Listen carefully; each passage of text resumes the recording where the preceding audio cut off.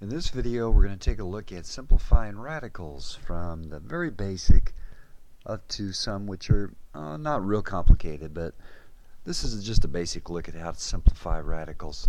So let's start off with a simple example, the square root of 8, just so we understand the concepts and what's going on. Well, the square root of 8 is not a perfect square, so it does not result in an integer answer. So what we do is you break down 8 into the product of a perfect square and some other factor. Well, 8 being as simple as it is, it's easy to recognize it as 4 times 2. 4 being the perfect square, the square root of 4 is 2. So we bring that out in front of the radical and leave the other 2 under, and that is broken down. Okay, number 2. Let's take a look at a more complicated example. 180. Right, you may not be good at doing some mental division here and recognizing the largest perfect square that might go into 180. Those of you that know your perfect squares well might immediately know what goes into it. You can do it in 1 step, 2 steps. So let's take a longer approach, then I'll show you a shortcut approach. So when we think, what goes into 180? Well, our perfect squares, we know besides 1, the first one is 4, 9, and then we go up to 16, 25, 36, 49, etc. 2 squared, 3 squared, 4 squared, 5 squared, 6 squared, 7 squared. So do we recognize any of those numbers as being a factor of 180? Well, how about 9? Sure, 9 goes into it, 9 times 20.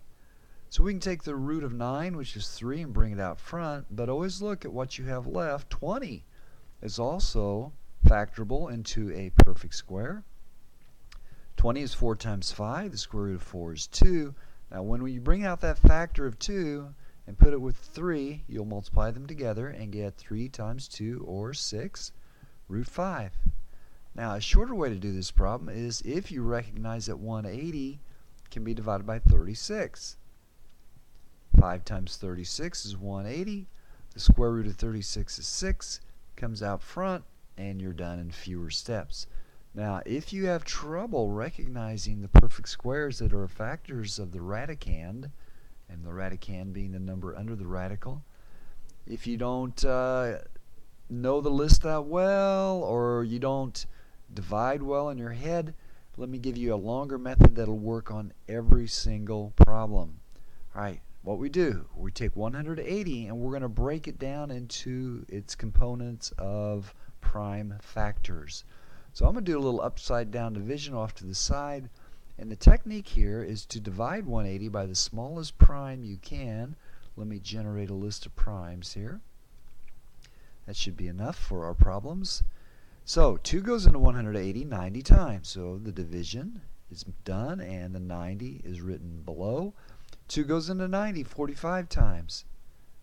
2 doesn't go into 45, but 3 does, and it goes 15 times. I always divide by the smallest prime possible. 3 goes into 15 5 times. 5 goes into 5 once. Now, what you have off to the left is a list of the prime factors of 180. So 180 is equal to 2 times 2 times 3 times 3 times 5. Any number that is in there twice means that it is a square. 2 times 2 is a square, it's 4. 3 times 3 is a square, it's 9. So those squares can be brought out from underneath the radical. The square root of 2 times 2 is 2, it comes out. The square root of 3 times 3 is 3, it comes out and leaves the 5. Final answer, 6 root 5, which we already knew. But this technique will work on all numbers, including very large numbers. So let's bump it up a notch and go up to a number that's a little larger. Let's say we want to simplify the square root of 2,772. Well, you probably immediately don't know what the largest perfect square, or the largest perfect square that goes into 2,772 is. So we're going to go off to the side here and we're going to break it down into its prime factors. Well, obviously 2 goes in there, and that goes 1, 3, 8, 6, if my mental arithmetic is working here. And we're going to divide by 2 again. Since it's even, that goes 6, 9, 3. Okay, any number whose digits add up to a multiple of 3 is divisible by 3. So this is obviously divisible by 3. It goes 2, 3, 1. And if you add up those digits, 2 plus 3 plus 1 is 6. So 3 goes into that. And that goes 7, 7. Now, what goes into 77? Well, the smallest prime would be 7. Goes 11. And then 11 is prime, so we divide it by itself. And off to the left here, which I'll highlight, this is the prime factorization of 2,772. Any number that's in there twice can be taken as a square root. So 2 times 2, the 2 will come out in front of the radical. That's done. 3 times 3, the square root of 3 times 3 is 3. That comes out. And then the solitary 7 and 11 will stay under the radical, and we'll put this all together. 2 times 3 is 6 times radical 77.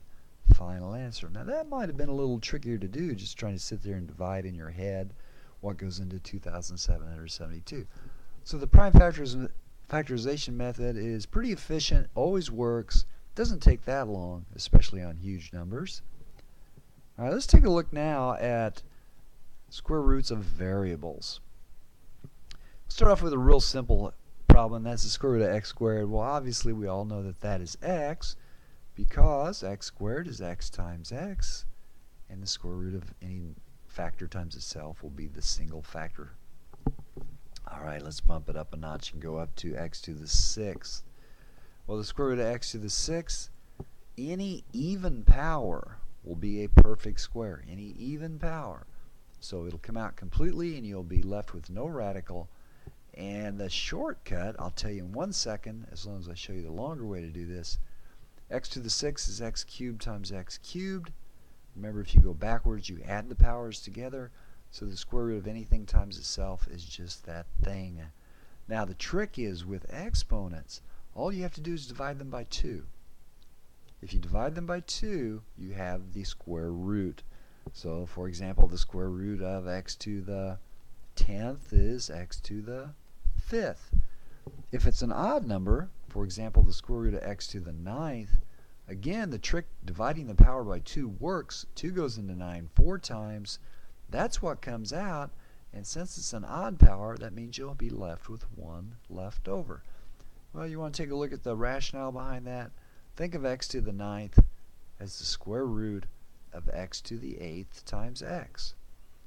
And x to the 8th is x to the 4th times x to the 4th. So the square root of x to the 8th, x to the 4th comes out, and the square root of x remains.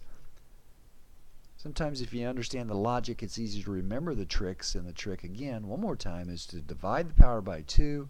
If it's odd, you'll have one that stays under. Alright, let's take a look at some combination problems with numbers and variables underneath the radical. Let's go with 54a to the 6th, b to the 3rd. Well, 54, we could write out our list of prime factorizations, but 54, kind of obvious, 9 times 6. So we'll bring out the 3 for the square root of 9. The 6 will stay under. a to the 6 is an even power. We divide it by 2 and get a to the 3rd. It comes out completely.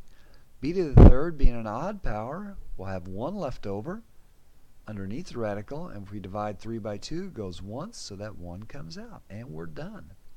So putting all our tricks together allowed us to do a problem that contains numbers and variables both.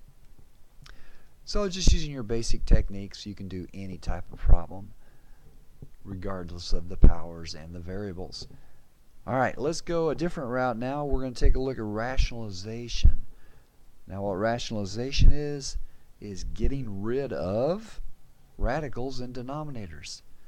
In algebra, we don't like to leave radicals and denominators, so we have to get rid of them, simplify them away by a little magic. And the magic here is you simply multiply whatever radical's in the denominator by itself. So in order to multiply it by itself, we have to put one on top too, so that we're in essence multiplying by the number 1, which does not change the value of the original problem. So the denominator, radical 3x times itself, any square root times itself, is just the radicand. So that becomes 3x. On the top, we can multiply all that together, or you can recognize, well, we don't want to multiply 16 times 3 and get 48. We could, but 16 is the square root, so we'll just think of it as this. It's 16 times 3 times x to the third times x is x to the fourth. Now that 16 comes out as a 4. The 3 will stay under, and x to the fourth, being an even power, divide by 2, get x to the second out front over 3x. But wait, let's not quit too early. Always take a look at your final answer, or your semi-final answer in this case, and see, can anything else be rationalized? Nope. Can anything else be simplified? Yes. X squared on top, x on the bottom, cancels, and finally, I think we're done, 4x radical 3 over 3. And yes, that is the final answer. We'll take a look at a couple more problems where we have to rationalize, and I'll give you a little shortcut you can pull that applies on some problems like this one. Now you could rationalize this by multiplying the numerator and denominator by the square root of 20x to the 10th. However, if you simplify first, it's much easier. Notice 50 over 20. Well, they're both divisible by 10, so I'm just going to line out those zeros. So as long as you have a radical on the top and a radical on the bottom, you can simplify things. Now if you had a radical on the top and a non-radical on the bottom, you couldn't simplify like this. So x to the 9th, x to the 10th, we do a little cancellation. This will completely cancel. Those 9x's on top will cancel with 9 of those 10 on the bottom, leaving an x. So let me rewrite this to make it a little neater. What we're left with is the square root of 5 over the square root of 2x. And now I'll rationalize by multiplying by itself on the denominator and the numerator. So the numerator becomes the square root of 10x, and the denominator becomes 2x. Now you might be tempted to cancel the 2 and the 10, or the x and the x, but again, as I said a minute ago, if you have a radical on top and a non-radical on the bottom, you cannot cancel. So, final answer, circled. Let's take a look at one more, just to make sure we're clear on all this stuff. So on the top, 27xy squared over the radical 15x y to the fifth. Okay, as I suggested on the last problem, and this isn't a must, but it makes it a little easier, is if you try to cancel first. Well, 15 and 27 are both divisible by 3, so let me divide both those by 3. The x on the top and the x on the bottom will cancel out. It's gone. Y squared on the top, cancel with y to the fifth on the bottom, and we subtract those powers and get y to the third on the bottom. So cleanup time. I had the square root of 9 on the top over 5 y cubed radical on the bottom, and I recognize, well, should I go ahead and deal with that 9? Well, maybe, maybe not. It doesn't matter when, but we know that that's 3 on the top. Now on the bottom, there's a couple different ways to do this. I think I'll take probably this approach, and that is just multiply by itself as we had on the previous problems. I was going to say you could also break down that y cubed, bring the y out front, but I'm just going to wait till the end to do all that. So when I multiply radical times itself, you get 5y cubed. So it was actually easier just to not mess with that y to the cube, and you are done because nothing else cancels, everything's rationalized, all the roots are gone, and we're happy. Very good. All right, we're going to end this and see you next time.